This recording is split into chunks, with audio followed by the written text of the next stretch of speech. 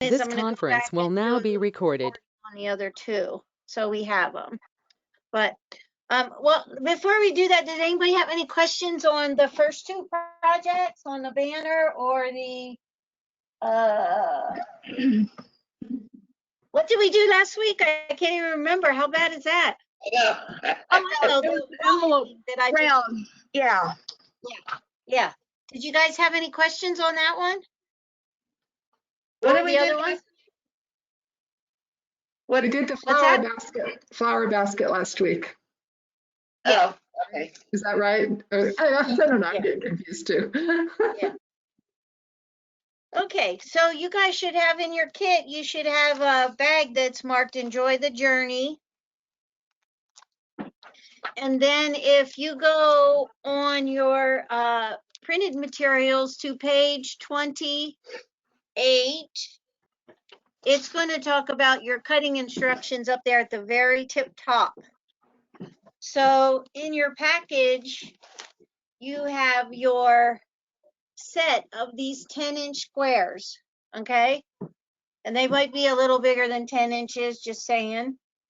So each one of those, you're going to go in your products, and you're going to find your foolproof repositionable web. And so which is actually our other Quilter Oh, yeah. Select product. Okay. Yeah, that's right. You guys have Quilter Select in your box, and so did I. So you are going to take each one of those pieces, and on the wrong side of those pieces, we're going to fuse that material down onto them. And you can look in there for your timing on that, but remember, you're just going to press and then move. You're not going to be scooting all over the place. You're going to be pressing until you get a nice bond. And then what I like to do is, after I've pressed it on the wrong side, I like to turn my piece over and then put it on my pressing mat or whatever, and then press it from the top side as well. Again, holding, not scooting, to help it get the bond all the way through. So that's the first thing you're going to do to those pieces of fabric. So then the other piece of fabric that you should have in your kit is the, you should have your back in there for the back of the pillow, and that should be, you should have two pieces 18 by 22. Okay, so those should be in the back, and you can just set that aside for right now because we got plenty of work to do ahead of time. So you got those 4 or 5 pieces that need to be fused with the Quilter Select, and then the Hey, other Carol, thing, yes, it's Kippy. Just a real quick thing on that. I ended up having to make one more square than I had okay, to be able to have enough material to cover the piece. okay. Look So back at the instructions, and at least in my kit, I think I was short one square. well, let me look here. I think you might be right, because I'm looking in this one and it looks like I got 4 instead of 5. Yeah, so I did need to find like a contrasting piece or whatever and cut that. Okay, okay. Sorry about that, you guys. And then on the cork, what I noticed, for me, the cork, it's going to be your little road. So you're not going to, I mean, one instruction, oh Lordy, I probably wasted my cork, because in the back of the book, it shows you like the cork and what dimensions you're going to need to cut for different pieces, for different projects. On the cork, it tells you to cut for this project an 8.5 by 11 piece on that sheet. Wrong. Yeah, because mine says 10 by 10. Per the instructions here. Yeah. So I know I've wasted some, but But anyway, I'm just throwing out that additional information that people may run into and say, oh, and then I Well, noticed I have to cut my cork thicker so it looked like a road too, just so y'all know that. Okay, so yeah, that's all. that's the thing. So the one thing about this cork, if you've purchased cork from the store that's on the roll, that's $50 a yard, that's a totally different style cork than you have in your kit. And so that cork, that other cork that we sell, you can do embroidery on that. It's beautiful. You won't have any issues. The stuff that comes in your kit, you want to make it so you're not doing embroidery on it. And it pretty much says that in your instructions. Down on page 29, it's on number 3, really close to the bottom. It says the cork should be on the bottom section where there will be no machine embroidery on it. So that's one thing to note about the cork. Number 2 about the cork is when you fuse your webbing to the back of the cork, you want to make sure that you cover that cork with the press sheet. Okay. Yeah. All right. So that, and then what you're going to do on those 10-inch squares after you get them ready, and I just want to say this one more time, is I like to let stuff cool off. Like after you fuse that stuff down, I want you to let it cool off before you start cutting on it. You know, because that way we know everything's like nice and stiff and we don't have to worry about the adhesive or anything. You know, I like it to be done. So what you're going to do, and I'm seeing if you can see this, so you're going to have those pieces, your 10-inch pieces. Let me see if I can put it on the chair. Okay, let me try the chair. Okay, so if this is your 10-inch pieces, one thing when I'm looking at this, I was thinking, well, it would be nice if we had longer pieces that, you know, went all the way across the fabric instead of you having to have sections in the middle, but that's not what we have. We got 10-inch pieces. So you're going to just do some, you know, random cutting here. You don't have to go crazy. You know, you can do it kind of however you want, but don't make it too intricate because we don't want to be catching pieces. So just, you're going to randomly cut those 5 pieces, counting the cork, plus the 1 piece you got to throw in there so you have enough. We're going to randomly cut those apart. And then after you do that, we're going to take these and we're going to do a little score at the corner or a pin so you can pull off the paper and you expose the sticky. And then, you know, what looks good to you might not look good to me, or what looks good to me. You're just going to randomly lay them down. In the next step, we're going to randomly lay those down on our fusible stuff. But look at this, and you want to keep in mind that you got 2 embroideries that you're going to put on here. So while you're laying them down, kind of, I would be thinking about that to some extent. And if you want, you can just shuffle your pieces around, and then when you have them the way you like them, you can expose the paper and stick them. But I didn't fuss. I have to tell you, I didn't fuss too much. I mean, I just pretty much laid them down. Then the other thing is, on this, the bicycle is an embroidery, but up here where it says relax, if you have a cutter, you can do the relax out of vinyl. You can do the relax out of embroidery. So you can do that either way.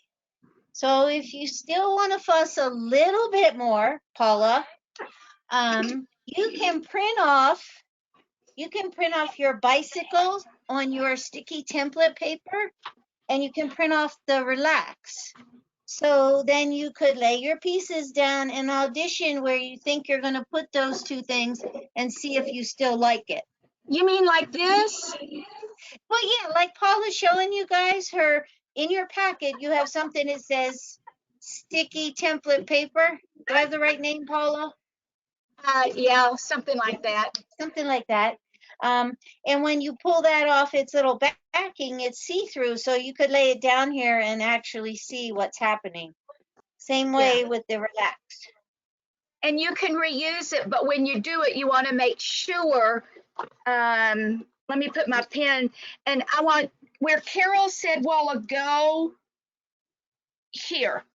Okay, so when you reuse it, make sure when you use your sticky template, always have the sticky against the shiny, not the dull side. Otherwise, it will stick and you won't get it off. And what happens, Paula, if the bicycle paper falls in half and sticks to itself? If it folds in half and sticks to itself? You ain't getting it apart. Thank you very much. I'll So be real you do blunt. want to, yeah. So, but when you said a while ago that Yes. with your fusible webbing and you go to kind of pick it from the corner, Yes. it's better not to say, here's my fabric and here's my repositionable webbing. If I Yes, ma'am. score it, just score it a little bit and then come back and go like this, it'll peel off. Okay. And the reason is if you stick your pin in the corner, you're liable to pull it away from your fabric. Yeah. So if you do that, just score it and then it'll pull apart. Just kind of. And you do that with a regular pin, Paula?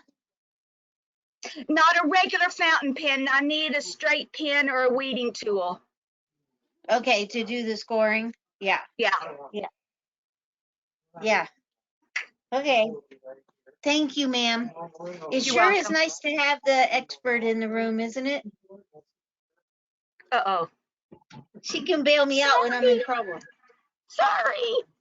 No, I love it. No, because if you have temperature questions, don't ask me because I iron at one temperature. You ask Paula.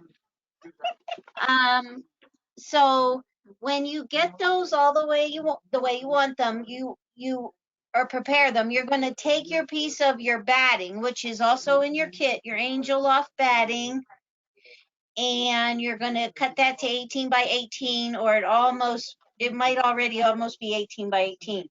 And then you're going to stick these pieces that you pulled the back off right onto there.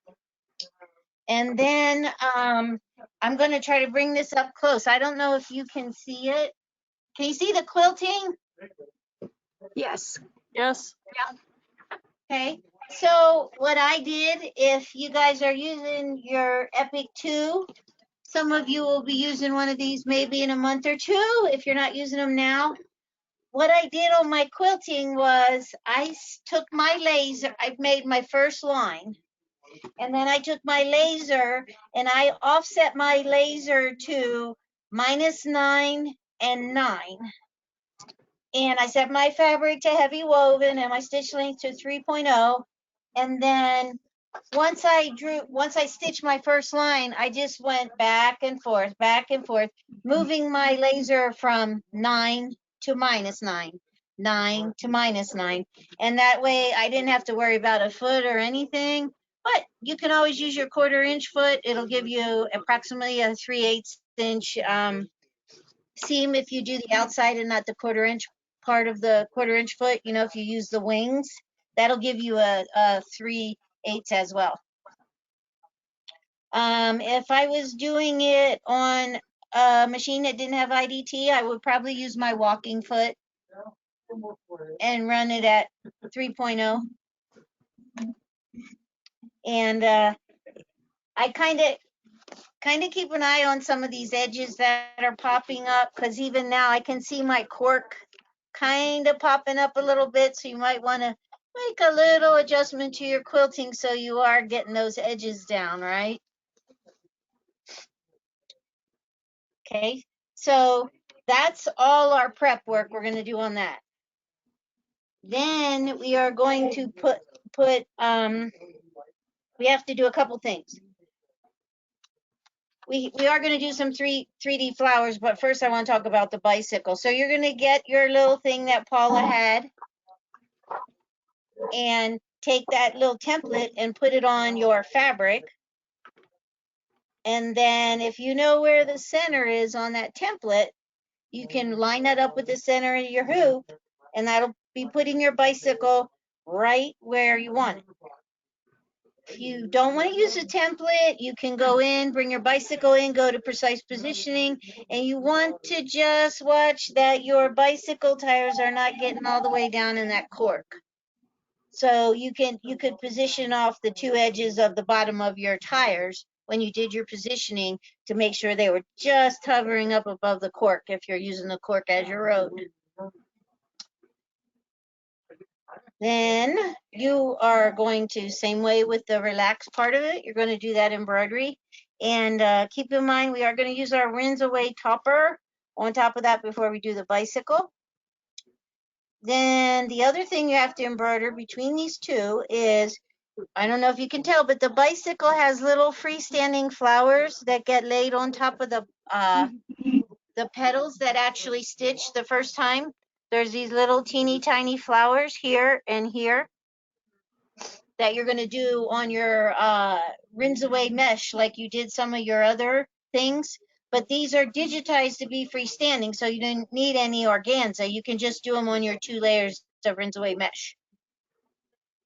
And then they were just glued down to the flower after the fact. Hug, hug, hug. My gosh. Okay. The only thing I didn't like doing, so I'm going to bring this up, is I did not like pulling all that rinse away topper out of the wheel. Just FYI, prepare yourself. But I did just take my weeding tool and kind of pop it in there to do that. Paula, are you laughing at me? No, ma'am. No. Oh, I thought you were laughing at me. But But I would never anyway, laugh at you. okay. So, like I said, if you have a cutter, you can cut your relax if you don't want to embroider it. I did go ahead and embroider mine. And I mean, it's pretty nice. I like it. Then what I did as extra steps is I know what you did. What's that? I said, I know what you did. I see it. So I put piping on mine because I love piping, right? And it just makes the pillows look like they're so professional, even when I do it. So I put my piping around there. And then on the back, in the instructions, it's going to have you kind of do that fold over, and tuck the pillow in there. And I did not want to do that. And I just kind of took some of my leftover fabric from some of my other kits, and I pieced those together. And then I put in my favorite and your favorite invisible zipper, which I think is a great finish. It makes it look so nice. And I did do the quilting on the back, not quite so tight. I did do the quilting like it said, but then I did it and put in my invisible zipper. So there you have it. See, it only took 20 minutes to do this pillow. Now I think this one, I bet I did work on this one for 2 days anyway. Just you know, the embroideries, getting everything prepped and ready to go. And by the time I did the piping, yeah. So what questions do you have about that? I have a question because Okay. I can't quite figure out the 2 different pieces of 18 by 18 or 18 by 22, because I think personally I would rather just put everything on one of my pieces and then the batting below it. That's kind of where I'm heading. One of Well, the 18, because they never tell you when to use that second piece. Okay, so the second piece of the batting is for the back of the pillow. Not for the batting, but the actual background fabric. Yeah, those 2 18 by 22s, they fold them over and hem them, and they're used on the back for like the envelope style back. Okay, thank you. That's what I didn't understand because Yeah. I was okay. I see what you're saying. Thank you. Yeah, that's what those are for. So, I mean, if you do what I did and put the invisible zipper in there, you definitely have some extra fabric from here, from that piece that you're going to use for the, I mean, the way they did that it's really quite a bit of fabric for doing what they wanted, right? But you got enough in here. If you, like Kippy was saying, if you need to run in and get an extra strip or two, you can get it out of this and still have enough to do the back with an invisible zipper. Okay, thank you for explaining that, because that's what I couldn't figure out. Okay. I This know if you is treat, looking, This if is you what treat, I do when I do my templates. I take it off of the sheet and I lay it on my cutting board, and I cut the pattern out and the header, because it's easier than cutting it smaller. This way I can save it, and I can, as I flip through my printables, my templates, then I have all of the information right there. well, And that's a it's great easier to idea. find a full sheet as opposed to little pieces. Yeah. So I don't know if you know what she's talking about, but sometime, I'll cut really close to the design so I can really just see where it is. But if you keep it on that sheet, what she's saying, it's easier to recover it and use it over and over again, because it's hard to find that bicycle once you took it off of there and stuck it somewhere. And I make that smaller. I just leave it for my marking for my crosshairs. So Yeah. it's smaller. Yeah. so when cutting your strips, are you better off to go a little bit bigger to give you a little flexibility, or could you treat it like a stack and whack, or would that get it too universal? I think if you did a stack and whack it, I mean, they're not, I don't know. It's kind of, I think you probably could just line them all up and do them the same, but if I did that, I think I might, if I did them in a stack, I might alternating right side and wrong side, because otherwise they're all going to curve at the same place, and you need Okay. the opposite curve. So if you reversed one every other one, I think that would work out. Okay. So that you didn't have a bunch that had a big gap at the same place. So Carol, did you lay yours out and kind of design it? Because yours doesn't look anything like the other does. Or did you just kind of play? I pretty much just whacked my strips and kind of laid them down and went, okay, I don't like that. And just kind of placed them around till I liked the way they look. I mean, I kind of looked at the paper and then I went, oh, whatever. Okay. But yours My looks main like it has, concern, looks like it has mountains in it. That's why I like yours. It's really No, pretty. that's why I was, it doesn't I have did these. it on purpose. Yeah, okay, good.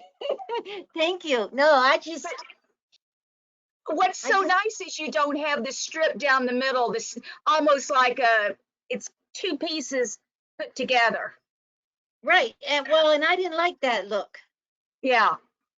Right. And the other thing I did, I laid them down and didn't like push them down the whole way. And like some of them I did after I had them laid down, go in there and like you were saying, Julia, make them a little bigger, because then I didn't like that going straight over. So I came in after the fact before I fused it and just kind of trim some of those edges down. Yeah. That makes sense. Yeah. Yeah. So I don't know. I think it's really cute. I do too. Yeah. Yeah. And then just a generalized question, because I found myself doing a lot of hunting.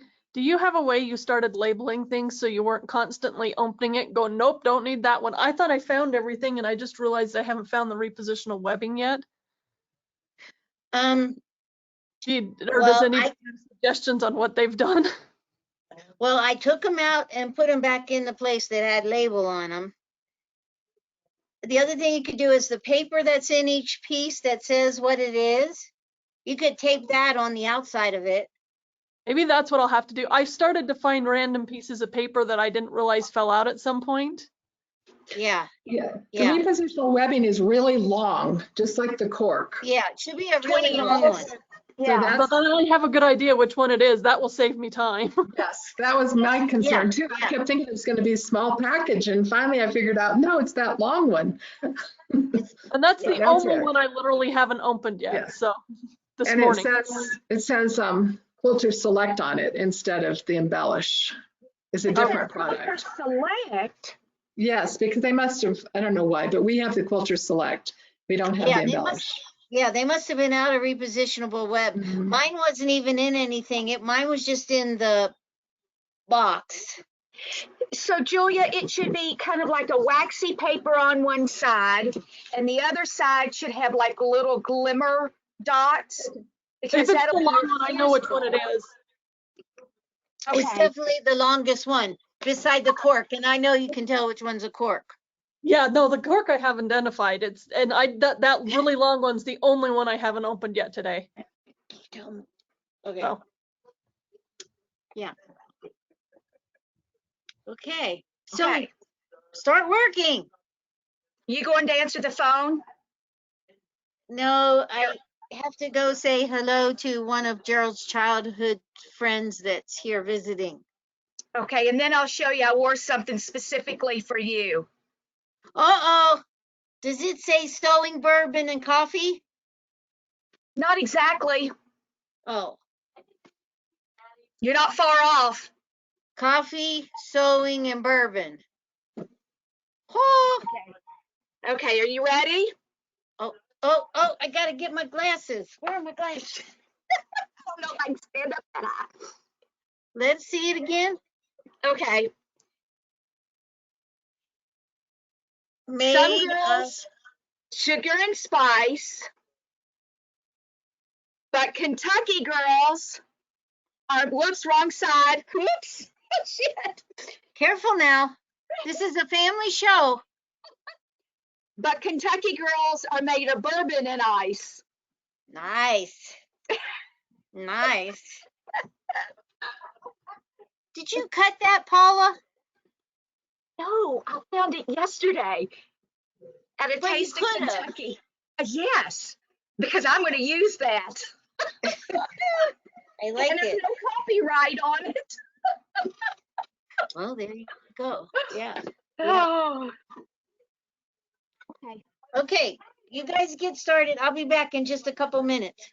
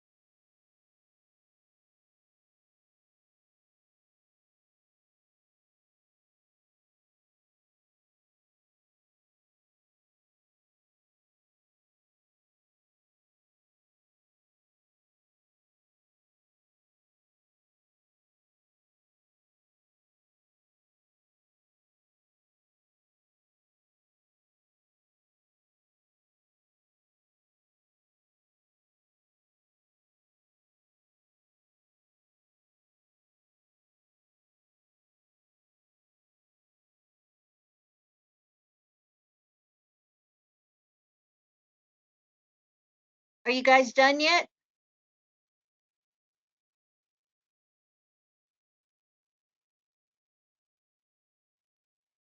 No? Carol. Yeah. This is too artistic for me. I can't do this. Do the So flowers count? I can do the flowers. I can do that. I can did the do flowers. But to try to put all the background together like that, I'm like, Carol, can we please have a picture of your project? Because yours is so cute, because you have mountains and it looks cohesive. I found the stuff I was missing. Does that count? That's good. That's great. Carol, did you hear me? You're muted, Carol. Sorry. I'll take a picture and I'll email it to you, Lee. Okay, thank you, because I'm like, So did anyway, you do some angle cuts to kind of get the mountain look? yeah, it just looks a lot better. So like what I did is I cut the bigger strips that were probably maybe more blunt, but then I kind of put them down. Before I fused them, that's when I kind of trimmed down to the angles. Okay. So I'm gonna take a picture and then you can copy away. Thank you. That's the only way I can do this stuff. Okay. And okay. then that's 16 by 16 at the end, right? Correct. Because those, man, my pieces seem like they're taking up the whole space. Yeah, there was a lot of leftover for sure. No, I'm saying my bike and my relax, they seem like they're pretty much take up the entire thing. But yeah, there was definitely a lot of leftover. I mean but the advantage of that is if you like one area better than another area, you can still shuffle it around, right? well, that's why I was tempted to just do it with my background fabric. And then if I have stuff showing through, it's not going to be the batting. So that was what I was heading towards. But then, I don't know. Anyway, yes, if you email us a picture, that would be very helpful. Thank you. Okay, so what I would do, here's the other thing I would do, just as far as the planning of it goes, is put your cork down at kind of around where you think the road is. I would start by putting that down because that'll kind of give you a little bit of a horizon to work off of. Well, I pulled out all the way to the bottom. I pulled out my curvy rulers is what I did. And so I was gonna just make curves by the curvy rulers, but that doesn't seem to bring it together either, so. So, okay, Lee, I just sent you the picture. Thank you, I'll go print it out. Because the other thing then is kind of think about where the bicycle is going, you know, and then I did let some of the pieces bigger and then kind of build around them with smaller pieces of the other one. Like right here in this section, I got a pretty big hunk of one of the neutrals, like right here and right here, and then started laying some of the smaller pieces onto it. Right. Okay, I'm gonna copy yours and I might not get too frustrated. Okay. Thanks. Okay. With the fabric you included, would I get in too much trouble if I added a batik in there as my last material? Absolutely not. Okay. Yeah, and I don't think you need another material. I think it's 4 materials plus cork. And that's the 5th. Plus the cork. That's what it looked like to me. There's one on the second column, so I think it's 5 plus cork. Oh, I guess you're right. No, because it's fabric A is back and front, and then it starts. Oh yeah, 1, 2. 8, yeah. Oh yeah, you're right. There are 5. Sorry. Yeah. So I was debating about putting that just a smaller piece of it, because then I could make it kind of a sky. Yeah, absolutely. I mean, you're artistic, Julia. I picked up 2. I couldn't decide if this was two till or I wanted more sky. So. Brilliant. Yeah. See, who knows what it will look like. Well, I mean, the nice thing is that you can use this technique you can put anything on here. It's kind of like what we did with Paula with the gnome. Yeah. Exactly. The llama too. The llama was like this. Yeah. And the llama. Yeah. Yeah. Okay, I'm gonna print yours out now. Okay.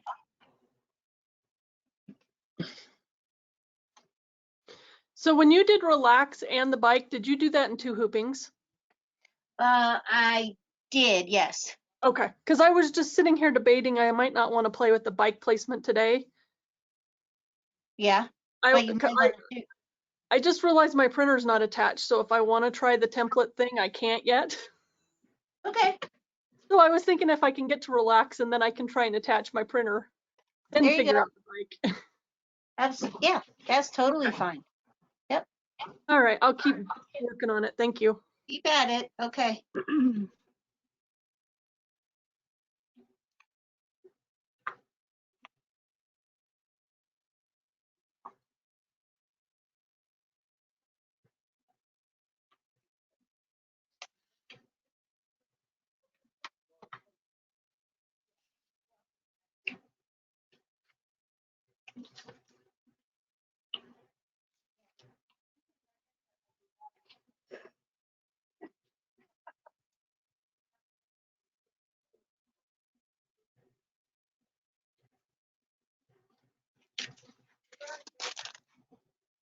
And you guys don't have to answer, but I do on our videos. There's a video in there on doing piping on the Sew-ciety page, the Sew-ciety YouTube.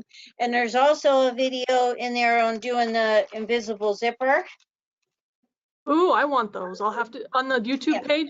Okay. Yeah, yeah. Great, thank you. Yeah. And the other thing is, don't forget on your machines, you guys all have this, is if you go to your sewing advisor and you say technique and you touch zippers, it'll give you 3 kind of zippers and you can pick invisible zipper and then you can watch the videos right on your machine. Because I That know would we forget. require me to find the gas pedal and take No, on. you don't need that. You can just slow it all the way down. Yeah. Okay. I'd have to change my foot and find the gas pedal. Well, you would have to change your foot for sure. My Epic doesn't realize there's more than one foot in life. It doesn't know there's more than the Q foot. Yep. That's why I have both the icon and the epic. Then I can sew. I'm one of the future people she's referring to because I'm signed up for May to come look at the 2. Okay, it's pretty neat. It's not a good thing. And no, it's not, but it's really great to have both of them. And Julia, keep your Epic as a backup. No, I'm seriously thinking about the Epic as the embroidery and the 2 as the quilting. And I'm kind of doing the opposite. I'm doing the icon as the embroidery and the epic as the sewing. Because right now I use my mom's Bernina as my sew. Okay. And I'm slowly not wanting to sew on it anymore. Yeah, I know, I understand. They put out a lot of stuff about Berninas being these great machines, but I'm like, I like the Viking so much better and the Foth.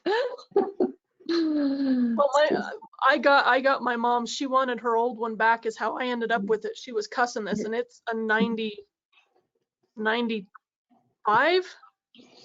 So it's not a recent machine. It's one of the new old ones. Right. So. Fun. But she didn't like how computerized it was, and the more computerized they get, the more I love them. Yeah, exactly. Fun. Well, we are blessed to be able to do this. That's all I know. Right? Okay, I'm gonna go get the picture off the printer. Okay. Not get too frustrated. Okay.